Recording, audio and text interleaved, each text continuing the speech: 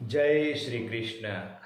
श्रीमद् भगवद गीता अध्याय 2 आज श्लोक 31 से आगे पढ़ेंगे। स्वधर्ममपि चावेक्ष्य न विकम्पितुमर्हसि धर्म्यादि युद्धाश्रेयो अन्यत क्षत्रियस्य न विद्यते। और अपने क्षात्र धर्म को देखकर भी तुम्हें विकम्पित अर्थात कर्तव्य कर्म से विचलित नहीं होना चाहिए, क्योंकि धर्ममय युद्ध से बढ़कर क्षत्रिय के लिए दूसरा कोई कल्याणकारक कर्म नहीं है। भगवान श्री कृष्ण अर्जुन जी को उपदेश दे रहे हैं। यदि साधक की रुचि विश्वास और योग्यता ज्ञान योग की नहीं है तो उसे कर्म योग का पालन करना चाहिए, कारण कि ज्ञान योग और कर्म योग दोनों का फल एक ही है।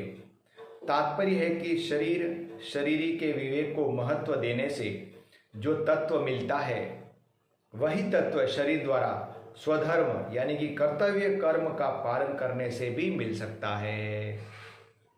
अतः भगवान कर्तव्य कर्म के पालन का प्रकरण आरंभ करते हैं। यदृच्छया चोपपन्नं स्वर्गद्वारं पावृतं सुखिनः क्षत्रियाः पार्थ लभन्ते युद्धमीदृशम्। अपने आप प्राप्त हुआ युद्ध खुला हुआ स्वर्ग का दरवाजा भी है। हे पृथ्वानंदन, वे क्षत्रिय बड़े सुखी हैं, भाग्यशाली हैं जिनको ऐसा युद्ध प्राप्त होता है। अथ चत्वमिमं धर्म्यं संग्रामं न करिष्यसि ततः सर्वधर्मं कीर्तिं च हित्वा पापं वाप्यस्यसि। अब अगर तू ये धर्म युद्ध नहीं करेगा तो अपने धर्म और कीर्ति का त्याग करके पाप को प्राप्त होगा। अकीर्तिम चापि भूतानि कथयन्ति ते अव्ययाम् संभवामि तस्य चाकीर्तिर्मरणादरित्यते। और सब प्राणी भी तेरी सदा रहने वाली अपकीर्ति का कथन अर्थात निंदा करेंगे। वह अपकीर्ति सम्मानित मनुष्य के लिए मृत्यु से भी बढ़कर दुखदायी होती है।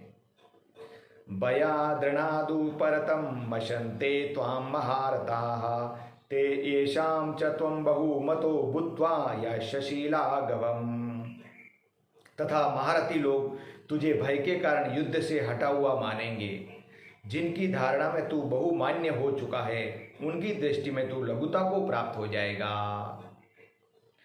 आवच्यवादाश्च बहून् वदिष्यन्ति तवाहिताः निन्दत्वस्तव सामर्थ्यं ततो दुःखतरं नु किम्। तेरे शत्रु लोग तेरी सामर्थ्य की निंदा करते हुए बहुत से न कहने योग्य वचन भी कहेंगे, उससे बढ़कर और दुख की बात क्या होगी।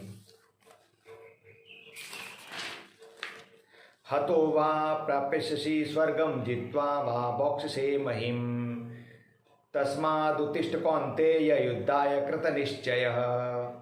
अगर युद्ध में तू मारा जाएगा तो तुझे स्वर्ग की प्राप्ति होगी, और अगर युद्ध में तू जीत जाएगा तो पृथ्वी का राज्य भोगेगा।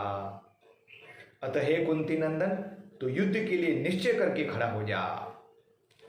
सुख दुखे समय कृत्वा लाभालाभो जया जयो ततो युद्धाय युज्यस्व नैवं पापं वाप्यसि। जय पराजय लाभ हानि और सुख दुख को समान करके फिर युद्ध में लग जा। इस प्रकार युद्ध करने से तू पाप को प्राप्त नहीं होगा। भगवान व्यवहार में परमार्थ की कला बताते हैं। सिद्धि असिद्धि में तटस्थ रहकर निष्काम भाव से अपने कर्तव्य कर्म का पालन करना। ऐसा करने से मनुष्य युद्ध जैसा घोर कर्म करते हुए भी अपना कल्याण कर सकता है। इससे सिद्ध हुआ कि मनुष्य प्रत्येक परिस्थिति में अपना कल्याण करने में समर्थ तथा स्वतंत्र है।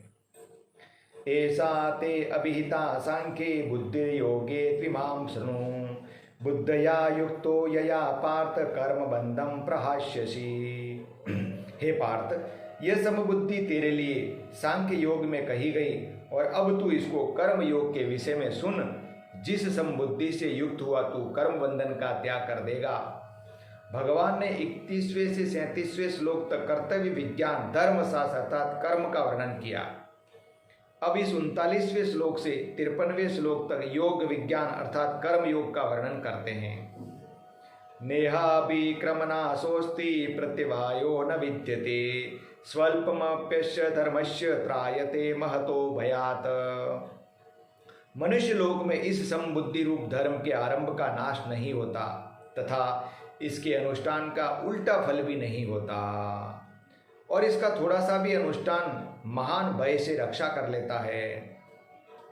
भगवान ने 4 प्रकार से समता की महिमा कही है। समता से मनुष्य कर्म बंधन से छूट जाता है।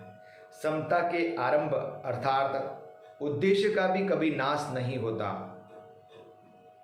समता के अनुष्ठान में यदि कोई भूल हो जाए तो उसका उल्टा फल नहीं होता, और समता का थोड़ा सा भी भाव हो जाए तो वह कल्याण कर देता है।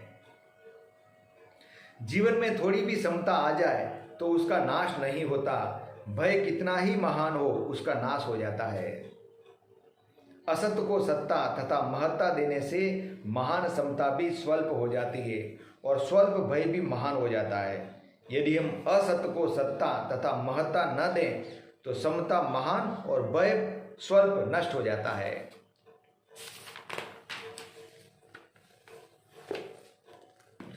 जय श्री कृष्ण। तो इस प्रकार हमने अध्याय 2 श्लोक 31 से 40 आज पढ़ा। सभी लोग अपने अपने घर में श्रीमद् भगवद्गीता अवश्य पढ़ें, थोड़ा बहुत श्लोक भी पढ़ें, लेकिन पढ़ते रहें तो बढ़िया कल्याण होगा। जय श्री कृष्ण। नारायण नारायण नारायण।